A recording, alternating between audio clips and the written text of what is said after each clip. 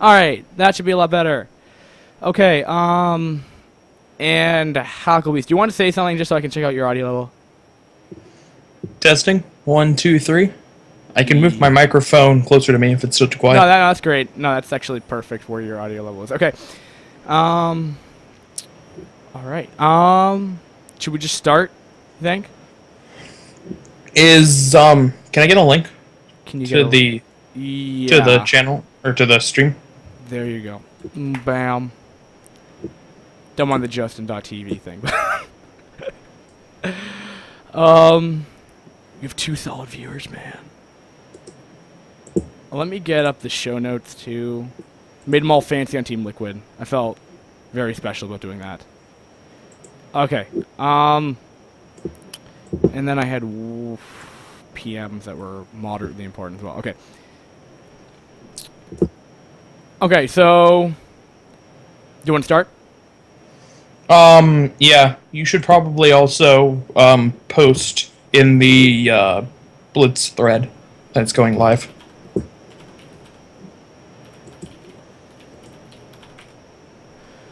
Posted. Okay. Okay, guys. So, Puka or Fitz, whatever. I'll just call myself Fitz for BLITZ for our purposes here. And we have Hucklebeast with us today or tonight. And this is gonna be our pilot episode of BLITZ. Too bad BMW couldn't join us today. And well, I hope that this is gonna go well. So I've gone through and pretty much taken every single piece of information regarding any kind of foreign brood war, anything I can really find. I'm trying to make the show notes as big as possible so you can see them. Well, we're starting off with Gambit Cup with Star Leagues. Well, the format right now, I guess, is what we'd be. I'm still just testing out stuff, but generally, I'd start off with like Star Leagues updates with that. And also, guys, this is going to be a huge spoiler. It's like every result that's been happened in the past 2 weeks when I started getting these notes. There will be a lot of spoilers, just to inform you. Also, everything can be found in the BLITZ thread. What?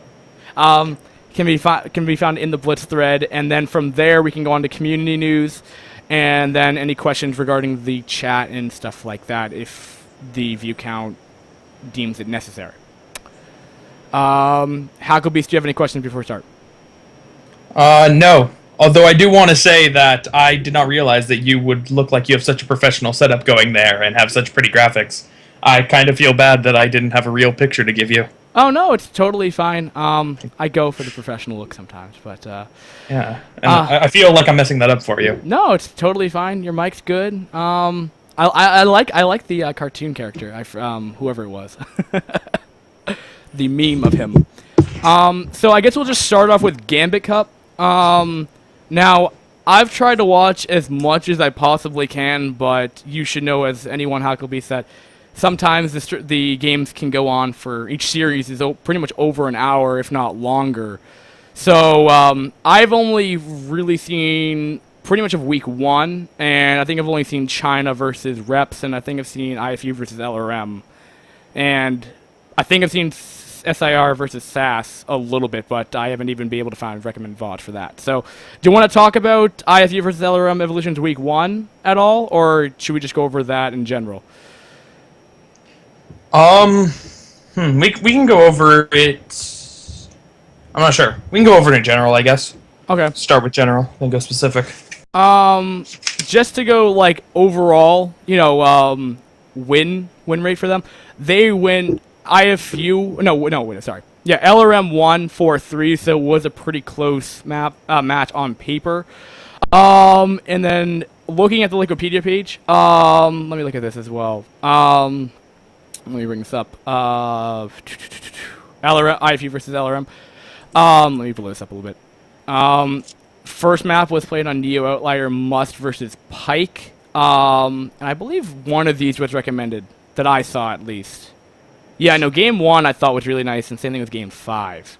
And then Must took game 1. Game 2 was played on Neo Ground Zero with True Cats taking that from Must. And then Crayak went on for IFU. He took the game against True Cats and Neo Jade. Crayak stays in because it's, what is it, winter format? Is that what it's called? Winners League. Winners League. Winners League format. And then he plays game on Neo Sniper's Ridge. Game wins. Auxerg versus Neo Electric Circuit versus game. Again, I think that was a really good game as well. And then Auxerg loses to game as well. SPX comes in for IFU. SPX takes that game on Neo Chain Reaction against game, and then on Neo Outlier, Technics for the final match, or the 8th match, went to Technics for LRM. Yeah, this was a bit of a surprising result overall. LRM was supposed to win, but they were supposed to win by a little bit more, and it was surprising that it was surprising that Game had to kind of pull through for them, going 2-1 overall. He did the best. I mean, Technics, if Game didn't do as well, and Technics needing to win 3 games is entirely possible, that Technics could have done it. He's obviously a very talented player. But IFU managed to put up a really good set. As far as recommended games go, I think I'd have to stick with Game 1.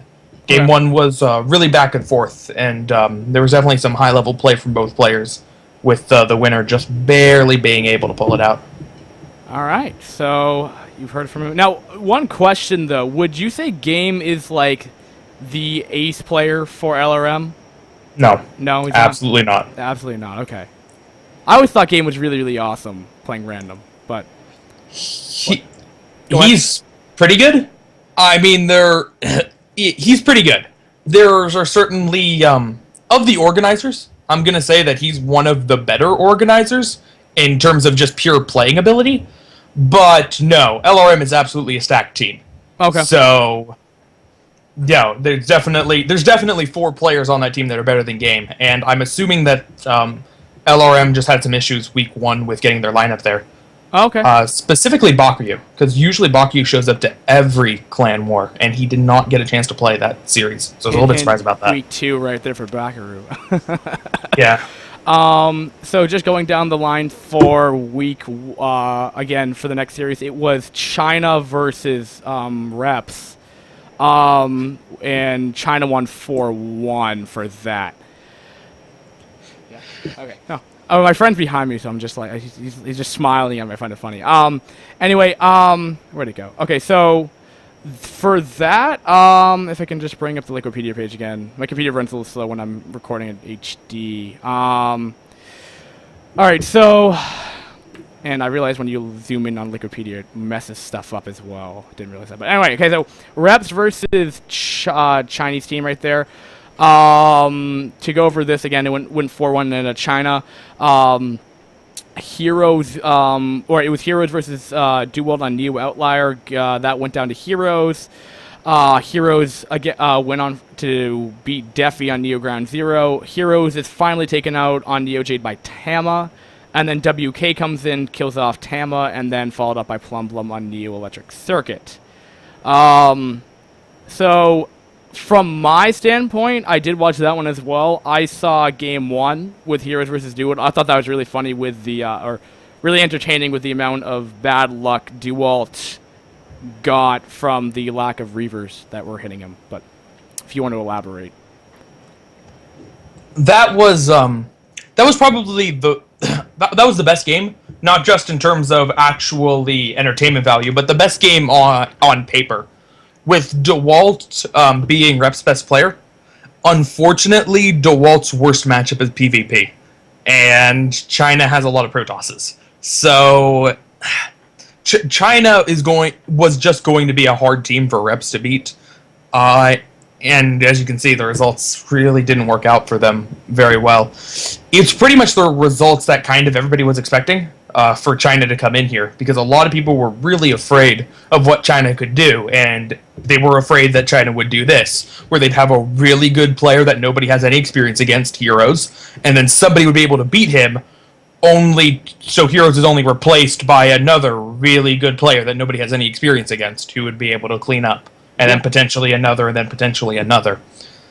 So this was definitely the start that China was looking for. It was going to be a very hard matchup for reps, and I think it's unfortunate they had to play China week 1. I think there were a lot of other teams that they would have had a better matchup against just on paper. Oh, okay.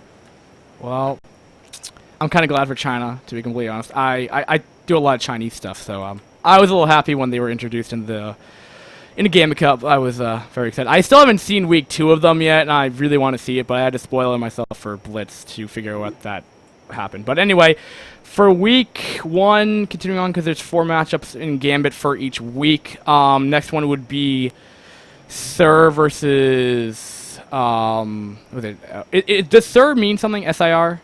Do they stand for something? I bet it does, but I don't actually know. Okay. And versus SAS, and SAS wins 4-2. And guys, again, all the show notes are just available in the Team Liquid thread, so any links that you want to click on, they're available if you just want to click on the bold and link stuff right there. But let me go down to Wikipedia again. So Sir versus SAS, that was played on August 12th, so that was about 8 days ago. To go over the general, and I don't have any recommended VODs for this one, so Hucklebeast, you're gonna have to help me out on this one. So that being said, it started off with Executor versus Zerakai on Neo Outlier. Executor. And then Executor goes on to play Skyline on Neo Ground Zero. And that game went versus Artanis versus Skyline on Neo Jade, and Artanis takes that game. Artanis versus Ziki on Neo Sniper's Ridge, and then Ziki versus Fatman, Ziki versus Democrat, and Ziki kind of just took the whole series from there. Any thoughts? Any opinions on that? Nope. Like the China versus Reps, this is another one that looks. This is a very familiar result for SAS. They send out a couple of the weaker players. Then the weaker players get a little bit of playtime. They can try to do something, and the weaker players, quote unquote, on SAS are very talented. So it's entirely possible that they can handle it themselves. But after the weaker players get a shot and it doesn't work out, then Ziki comes in and just cleans up for him. Or in the week 0 matchup, Michael comes in and just cleans up for him. Okay. SAS is the favorite. Okay. They're not. It's going to be hard for many people to argue with that, especially in Winners League format, just because between Ziki and Michael, it's going to be really hard for both of them to lose in a set. Okay. Well, I would agree. Michael funds the cheese, and then Ziki's just an overall talented player. Very talented. Well, would you have any recommended games from that series, or were they just pretty all standard? It was a little while ago, so my memory's a bit hazy. Okay. But Ziki, all the Ziki games, Ziki just very quickly dominated. They were all pretty short, and if you want to know what Zergling Perfection looks like, go ahead and watch those. And the other games, I seem to remember them being a bit drawn out and nothing remarkable. So I'd have to recommend the next set we are about to talk about. Okay. If you are looking for good VODs. Okay, and so the one that he's referencing would be Samjock Gaming versus Fox. Did Fox mean anything, or is it just is it Fox Gaming? Is what I'm saying right now. Okay, so SJ versus Fox went 2-4-2 to Fox. Started off with wait, hold on. What's going on here? I'm trying to figure. Okay, wait. Okay, so SJ starts off with South Park. And Fox starts off with Quinterest right now. South Park takes that game on Neo Outlier, followed by South Park going on with, because it's being winners format. He goes to play Fold on Neo Ground Zero. Fold loses to South Park. South Park versus Karate versus Neo Jade. Karate versus Napoleon on Neo Snippets Ridge. Karate versus Mazur on Neo Electric Circuit. And Karate versus Terror on Neo Chain Reaction. I've never heard of Karate before, but I'm not sure if that was meant for Karate just to dominate this one as well. Not at all. This was the best set of that week, and in part, because of the upset of Karate. He's not bad by any means, but he's known for being inactive on and off again for the past year or so. And he was switching to a new race. He played Terran for about a month and then switched away from it, and then only to reveal that week that, hey, he's back to playing Terran.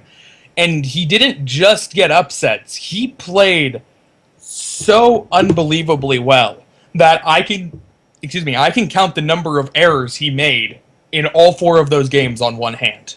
Wow.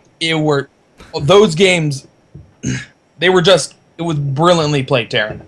I was so excited that I got a chance to cast those games. I'm really excited that Fox has Karate, because Fox is not exactly the strongest team, but to be able to beat SJ really caused some people to just sit back in their seats and go, wow. Because I certainly didn't expect that result. SJ, South Park, Napoleon, Mizzou are terror. All great players, but Karate showing StarCraft at a level I've never seen him play before. Oh, that's great. So would you say all Karate games would be worthwhile checking out, or because of in that series? Definitely the Terror game. The Terror game's the best of them, but yeah, the other 3 were also good as well. So I would say all the Karate games. Okay. Well, that will pretty much finish up week 2, unless I'm forgetting anything. Unless you want to have any comment for week 1 in general of Gambit Cup. No, I think that things went about as expected, other than the Karate all kill. Okay. IFU did a little bit better than expected. Fox got an all kill, which was absolutely completely out there. But in the other 2 sets, it's pretty much resuming status quo, which first week of the league, you don't exactly know that their teams are going to come back as strong as they were last season, or the players are as active. But week 1 kind of showed that a lot of people are around the same skill level they were before, which is good. That's what you want. You don't want people dropping off. Okay. Now, apparently, was week 2, I have 3 sets. Was something that was looking at the Wikipedia page before we go into week 2. Was SAS and SJ just not playing this week, or did something happen, or just... They already played back in week 0. So if you go above week 1 on the Wikipedia page, you can see SAS versus SJ 4-2. Oh, okay. And since everybody plays everybody else once, and we wanted to get that game, SAS versus SJ, in the beginning, it means that somewhere along the lines, they wouldn't have to play in a week, and it turned out that was week 2. Oh, okay. Just wondering.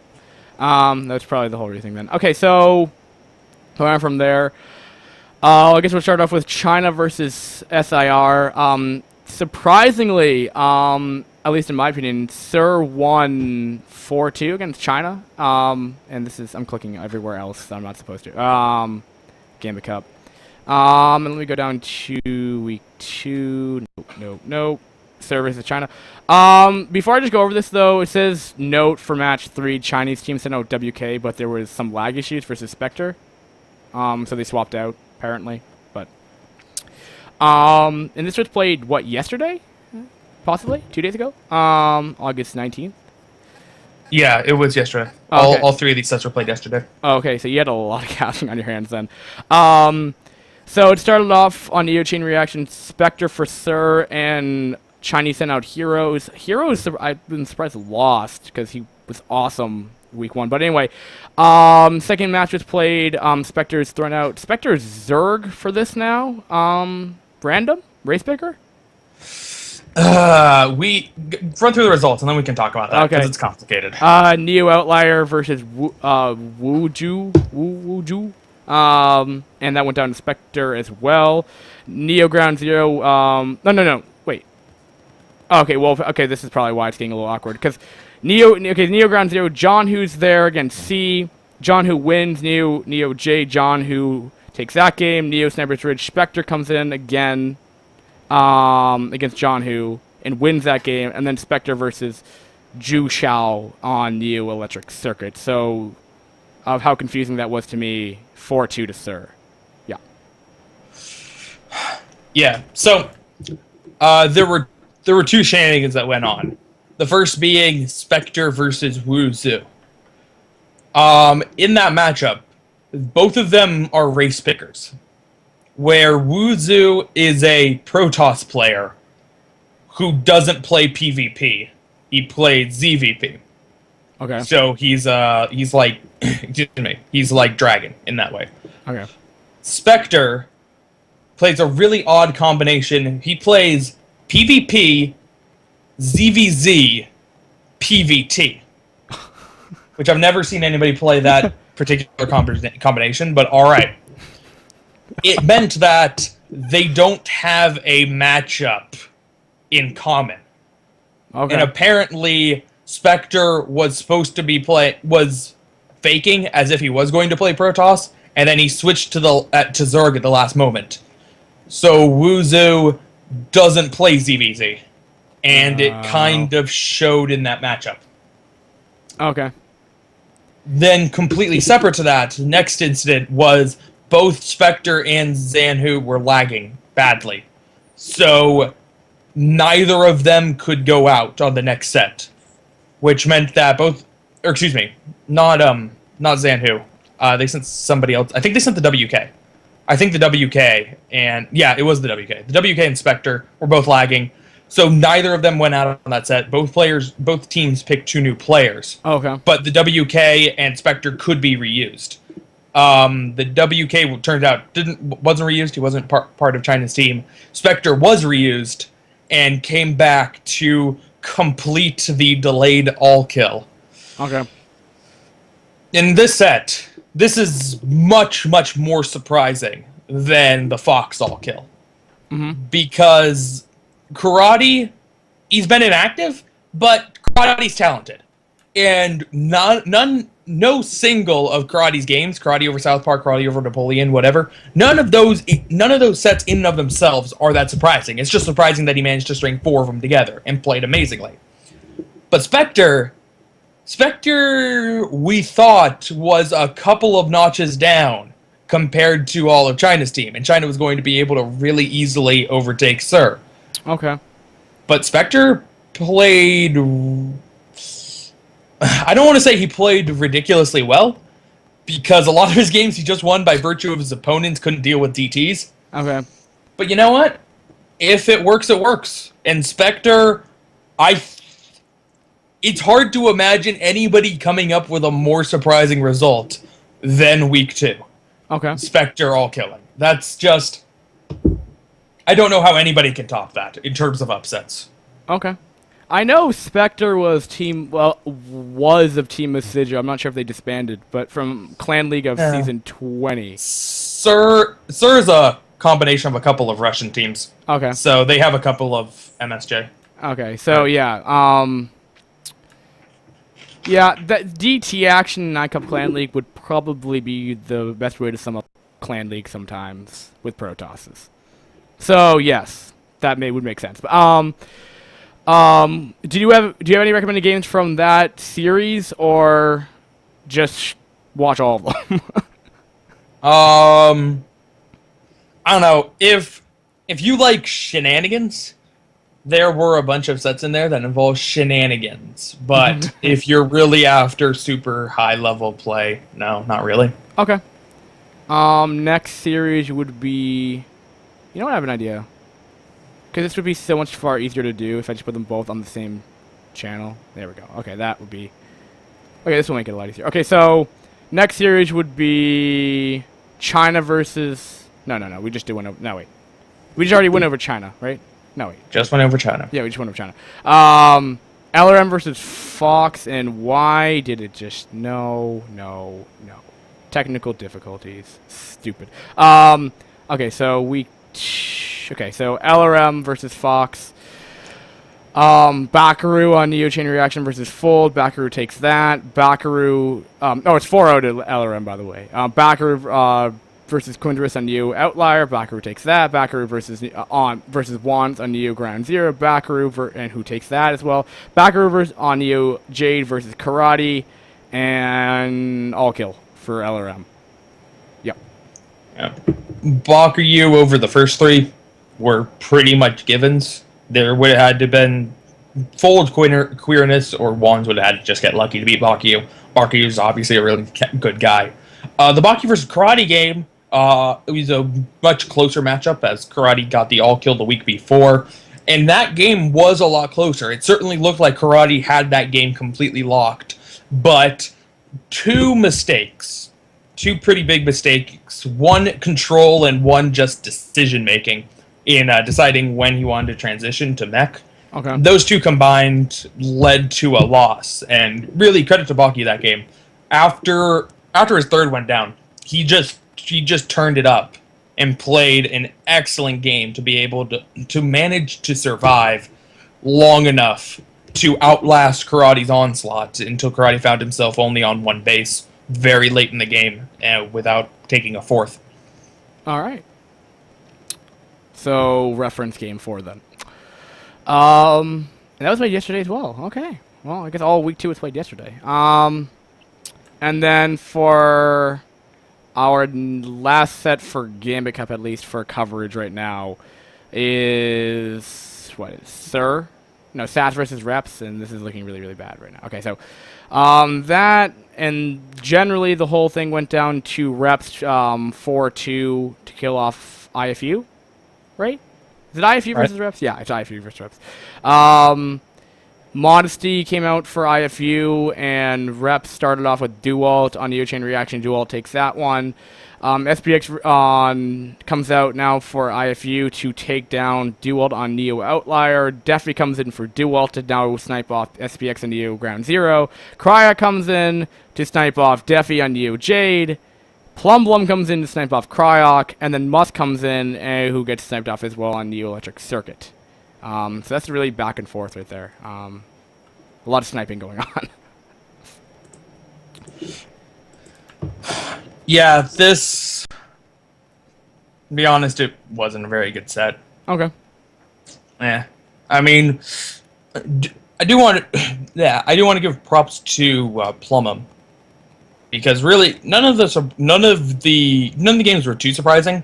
With SPX, you don't really know exactly how good he is, so it's not that terribly surprising that he can be able to beat DeWalt but then lose to Defi. Mm-hmm. It really just matters about how much practice he has with that specific race. Yeah. Really, the surprising result is Plumum over Must, which is a really nice win for Plumum there, because Must is a very talented player. Mm-hmm. But the games themselves, pretty lackluster. Okay. I know SPX, I've done some, because BMW is obviously a co-caster of mine, or co-host, whatever. He obviously, sometimes gives me just random casts of him. His, Terran vs. Protest didn't look that great, but even though he beat Dualt, so. Whatever. Well, I think that concludes all of Gambit Cup, unless you have, any kind of closing comments up to this point of Gambit Cup. Mm-hmm. Possibly no. Okay, alright.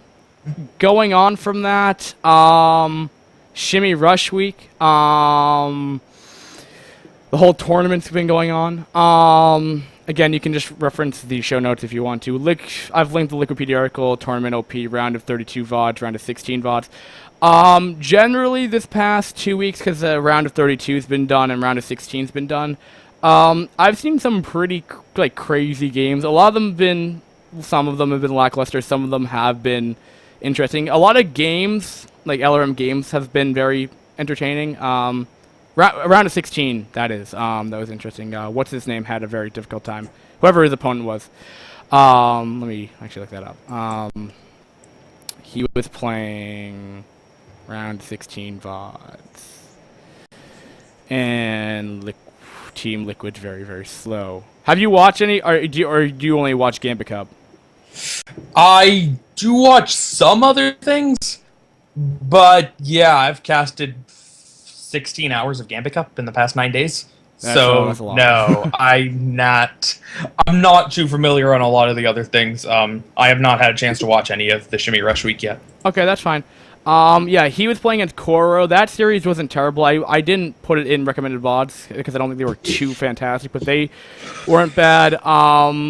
The TVTs, though, of the 3 recommended VODs that I had, Reclusive versus Nudie, this game, round of 32, Group H, right here. That was like proxy, like 4 Stargate or Starport, like battle cruisers that won him the game.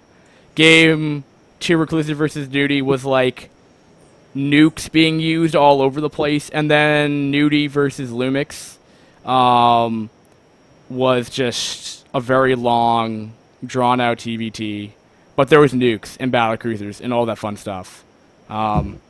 And props to the Shimmy for running it. I don't think there's really else much to really cover it, other than the fact that I think, well, the Shimmy's done pretty much, has gotten up to date with all the VODs on regarding that.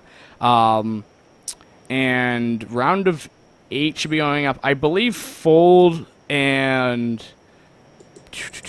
what was his name? I know there was some issue going on with getting up their games and stuff. Jumper. I don't think has been able to play his games yet. And yeah. And then there's like one Korean with like 1,700 on Fish that's still in this, and I don't know. It might be like Game versus the Korean, or DKT though versus Cryok. Those were actually not bad games. Do you know DKT, or is he just some random player? I don't know DKT. Yeah, no. He's from Pain Clan. I don't know, but he did pretty good against Cryok in general. Moving on from there, the Tornhire Star League. I had a lot of linking of that. Apparently all of them came from Group F, but pretty much any of these guys' casts, they're not as, I wouldn't say analytical or, I guess, high-level games. They're kind of just, like, really comedian-like commentators, and Recrull is very fun to watch. So any of these games have just been either a really funny commentary or some just interesting play. Recrull versus Troz, though, if you want to see, like, a comeback from Protoss being completely just taken out by, like, Protoss has, like, 1 base versus 3 base Zerg, and Recrull comes back, it's pretty awesome. Going on from there, another Star League has, like, popped up in the past, like, 2 days called the Amateur Star League, or the second one, or ASL2, which is hosted by Sail, Noise, and Reclusive. Reclusive was also one of those players in the TVT versus NGA Nudie. $600 prize pool in general, and the up and down system. I tried reading this, Hacklebeast. Do you understand this up and down system that's being implemented in this? Because I saw you were posting in there. I do. I understand it, but I don't know if I can explain it here. Okay. I'll give it a shot, though. Really how it works is it's a system that promotes people qualifying by playing against people of similar skill. You don't... If the qualifier was just a lot of groups, and one person got out of the group, then there's conceivably could be a group of 4 people where there's 1 decent person and 3 bad people. Okay. Compared to another group where there's 3 good people and 1 decent person. So it's supposed to get rid of, like, group of deaths and stuff like that, if I'm getting that correct? That's kind of the idea. Also, there's just some... there's a certain factor of it that's... I just wanted to have a different type of qualifier and try it out and see if people like it, just to be different. Okay. I haven't actually coordinated with Shimmy on this. I am casting it, but I haven't coordinated with him on format, so I'm taking a guess that those were the reasons why he wanted it. Okay. The qualifier. How the qualifier works is everyone is randomly assigned a spot in the lineup. And then the top 2 people play, the next 2 people play, the next 2 people play, the next 2 people play, the next 2 people play. Okay. If you win, you go up a spot to the next level. If you lose, you go down a spot. The exceptions being if you're already at the top spot and you win, you just stay there. If you're already at the bottom and you lose, you just stay there. Mm-hmm. And everybody will play the same number of games. All right. So you can go up and down throughout the course of those games. And he wanted to have enough games in there so that people had time to run the gambit of it. It's not a case of where the very bottom person needs to win all of their games, otherwise they have no chance. They can lose some games in there and still manage to make it to the top 3 spots. But that's what matters. Okay. As long as you're in the top 3 spots, you'll move on. And you could almost think of it like King of the Hill. Okay. In a way. Where there's going to be one guy on top, and then new people will keep challenging him, and people can move up the ranks to try to challenge the guy at the top. Except for it's not just one guy who comes up. Oh, hit my mic. It's not just one guy who comes out of the group. It's going to be top 3. Oh, so okay. I definitely think that it's an interesting format. I think that he's going to have some scheduling issues, because it's going to be at least 6 hours worth of games. Okay. And you can't get everybody to stay for 6 hours worth. I think there was mention that it's going to be split over 2 days. Okay. But getting 10 people to organize in the same channel on 2 different days is going to be a nightmare in and of itself. With that being said, I really think it's cool. Okay. Because it really is a very different style. And it's a different style that's fair. And I think it's pretty hard to come up with new systems that are fair.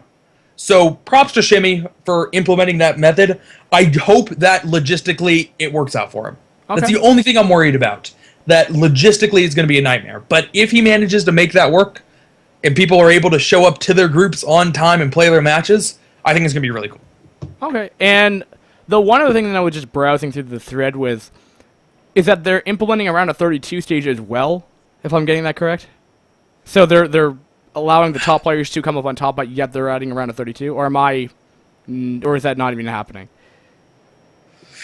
To my understanding, if you are top 3 in your qualifying group, you are seeded into the round of 32. Oh, okay, so you're seeded in the round of 30. Okay, I see how it's going. Do you have anything else to talk about, or do you want to go on the Yellow Star League, the YSL? I'm excited to cast it. Other than I do have to pimp it a little bit because I'll be casting it, but I'm excited to cast it. It's going to be on Saturdays when it does start. I won't be casting qualifiers, I don't think. I think I'm going to start casting round of 32. Okay. But I do want to say that despite the fact that it's supposed to be an amateur Star League, there's some decent talent in there. Don't let the amateur chag scare you off. There will definitely be good games. Obviously, not every game from the round of 32 is going to be great. But if you want an example, go look back at the last one. Go watch round of 4 games. Go watch the finals game, and you can see there's some talent in there. There's definitely some talent in there. So I'm excited to cast it. Okay. Moving on to that, kind of like the brother, but not really anymore, because now the ACL2 is not only C rank, I believe, like it was in Season 1. Of what I'm understanding, but the Yellow Star League's completely restricted to C ranks.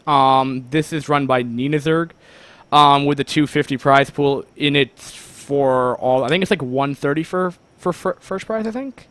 And it's casted by L Master. I offered to join it. I don't know what Ninazurg means by, like, she added casters in descending order, so I don't really know what it means. But first off, Ella Master, then me was said, then Ninazurg, and then Draw, and then some other people that were not said.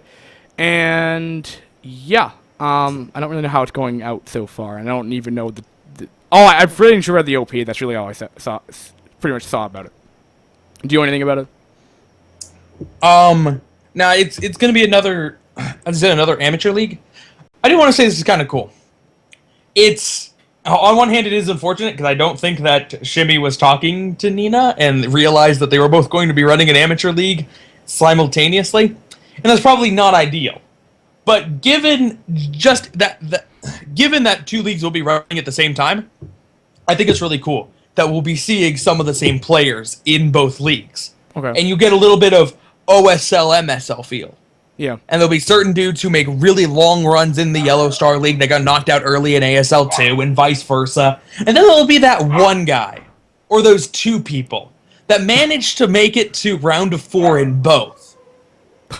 And those will be storylines that we can talk about. So I'm kind of excited for that, because we haven't seen...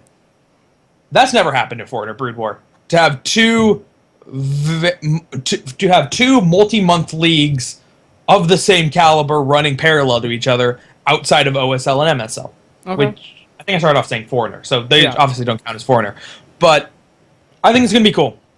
I think it's going to be cool, and I definitely wish both leagues the best of luck. Yeah, I would say the exact same. Well, I wish best of luck. I probably would not say the exact same thing, but I totally agree with you. I also totally forgot to say that I had Legendary post something. I think he's one of the people that are running the YSL. He sent me a PM saying, quote, "Hey, I just wanted to let you know that the C Ranks YSL will be a permanent tournament with the new season starting as soon as the season 1 ends and so on. Each will have a guaranteed prize pool of 150 and if people more donate. Just to give you more topping pots, lol." End quote. So I guess it's going to be a continuous league versus, like, the gaps, I guess, between DRTL and stuff like that, where you have 3 or 4 months between leagues, possibly. Which is always cool. So you're always playing, which is always nice, because sometimes you have that down period where there's just, like, where everything is so, like, mid-stage, where there's just no new tournaments coming out, so I guess that's not bad. But yeah. So that's always cool to have coming up stuff. Any closing comments on that? Because I think it will be a good league. I'm happy for it. Nope. I made my closing comments. I'm good. Okay. Next is the Mini Tour 13 by Plum. It was just like one of those really quick tournaments that's like a day long. That had a $10 prize pool. I was looking at the brackets of that. I think it was a Defiler Tour, if that's what it's what it's actually called.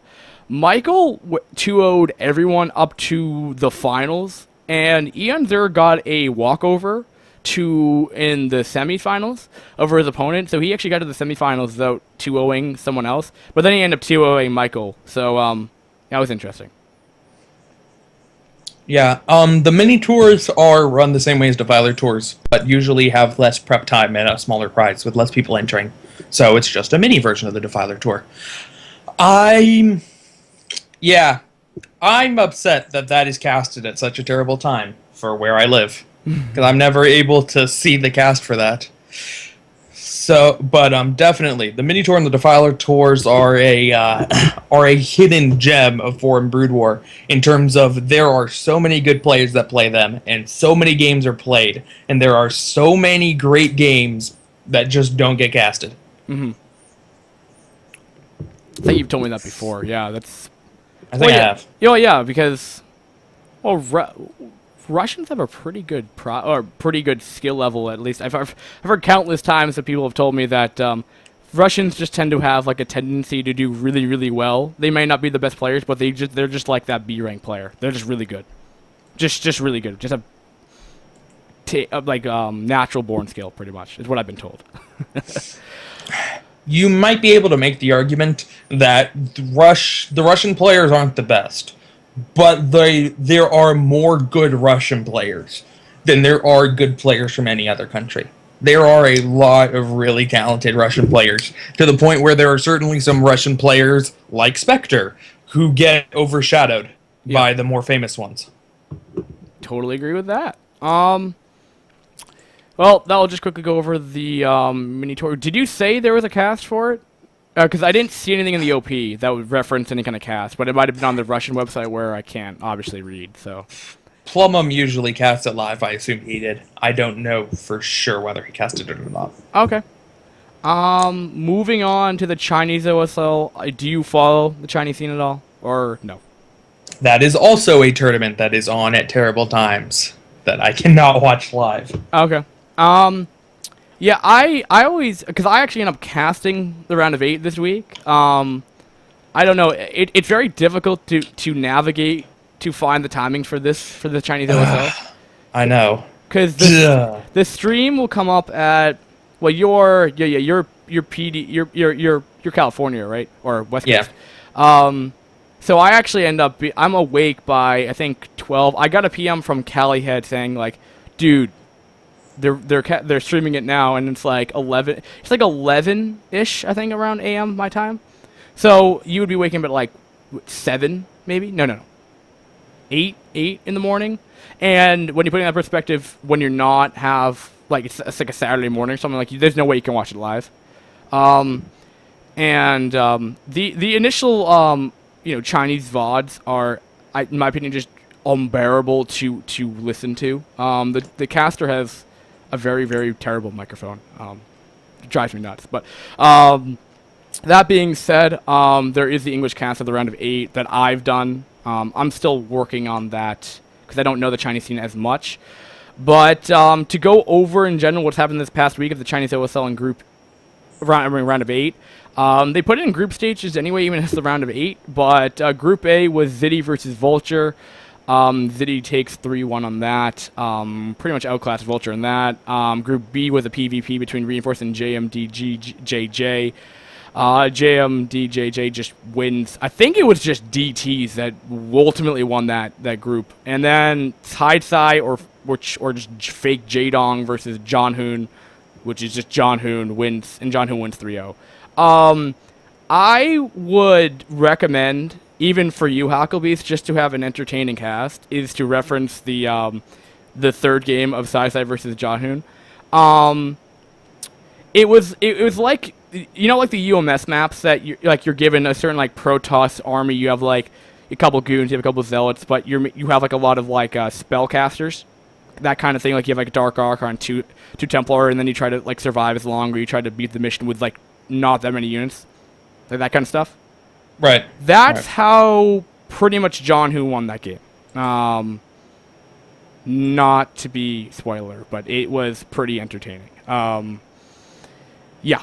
And we'll see if we can do the round of 4 or Group D. It may even be out after this. I'm not sure if I'm going to cast it afterward, but I'm not sure if Group D VODs are out yet. But yeah. And you don't seem to know anything about the Chinese OSL anyway, so I think that's done. And also for Hucklebeast or anyone else that's interested in the Chinese OSL VODs, if you don't like my casting, that's totally fine.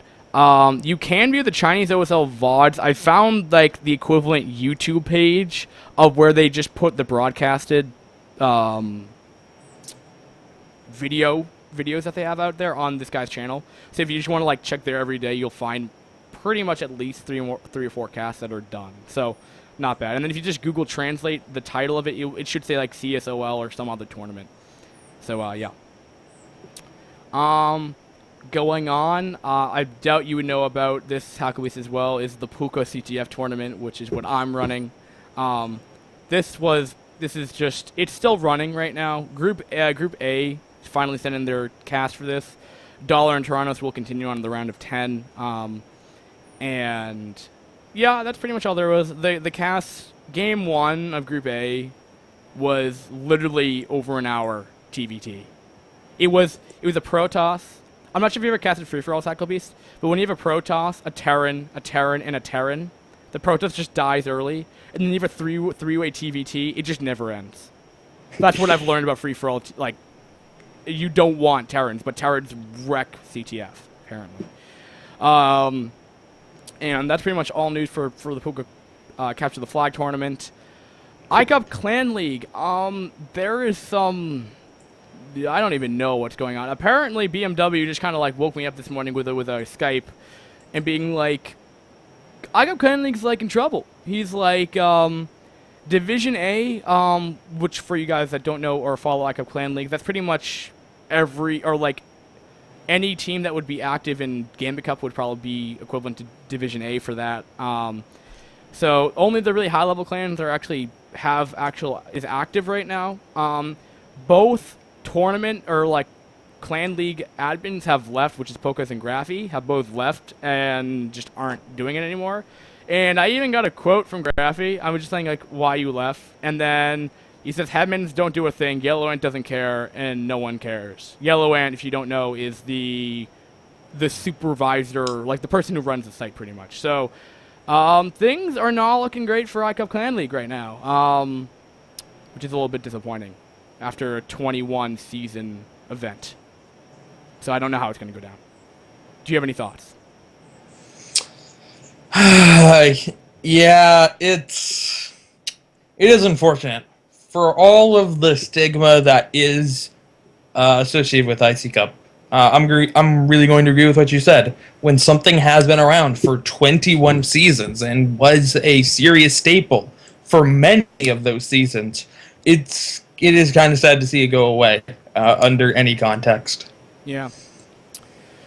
Well, I don't want to like go over that too much right now, but and then so that pretty much goes over all Star League, every pretty much competitive tournament that's out there that I could find, other than the fact that there was some kind of LAN in Moscow, which I don't know what it was. Did you hear about that at all? LAN in Moscow. They post those. They got mentioned. And it's something that I really wish that we knew more about.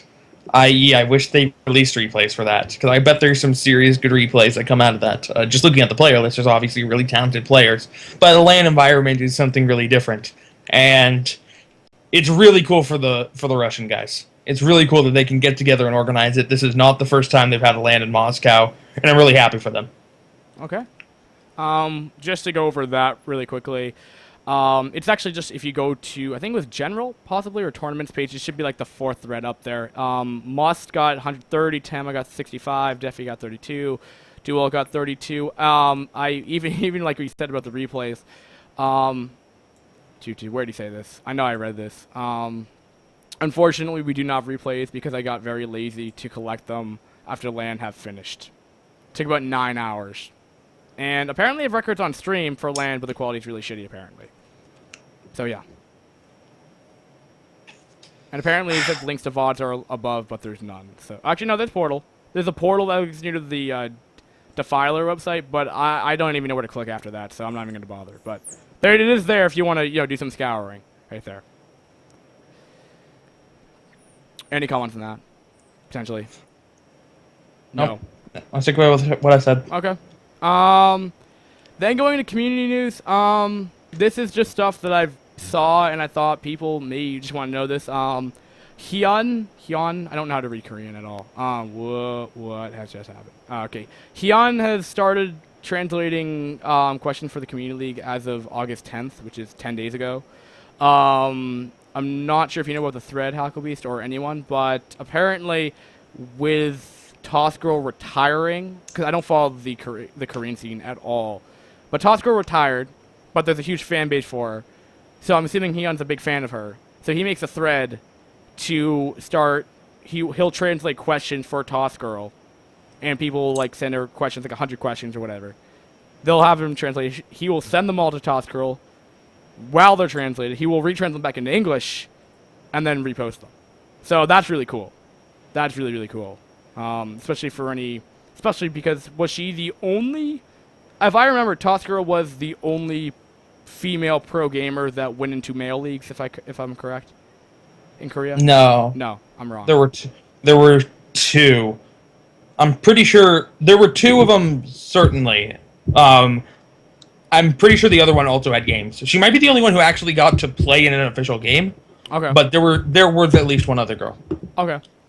But that other girl has been retired for 7 years now. So Toss Girl has been the only girl for many years. Okay.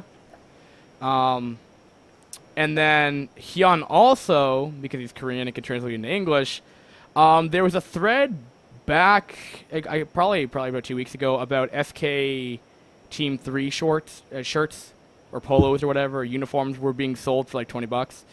But no one could figure out how to purchase them. And then Hyun was going to buy a bulk set of them into Korea or something, because I guess he lives in Korea, and then he will ship that out to that. He's not taking any more requests now, but he might have gotten in over his head. I believe that's what he might have said, but he was doing that anyway. So shout out to him anyway, which is always cool. And Callie Head, who does pretty much the main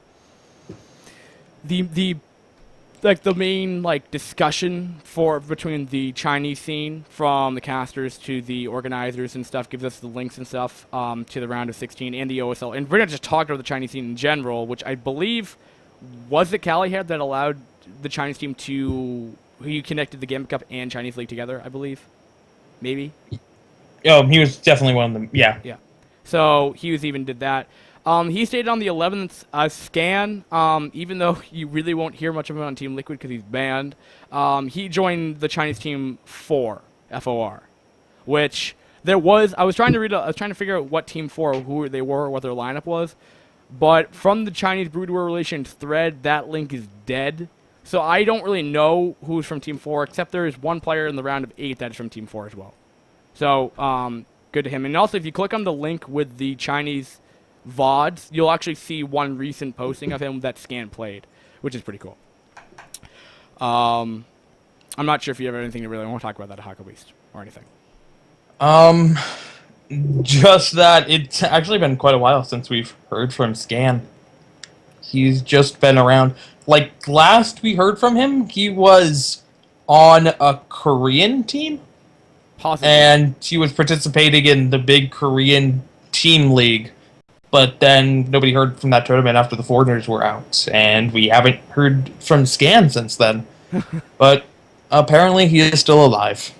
Yeah, I know Scan for at least he indirectly got some spotlight on Team Liquid. If you go back to the Brood War Relations thread, there was like a night of him just like trashing everyone on like the Chinese server, and he streamed it all. Like, he got, I think, like 2,000 viewers on his channel or something like that, something crazy. If you went to the chat, you would just see all Chinese written. It was really cool. So yeah, that's probably the whole reason why I joined Team 4 eventually, because he's just, I think, like 1,700 on Fish or something like that. He's just way too good.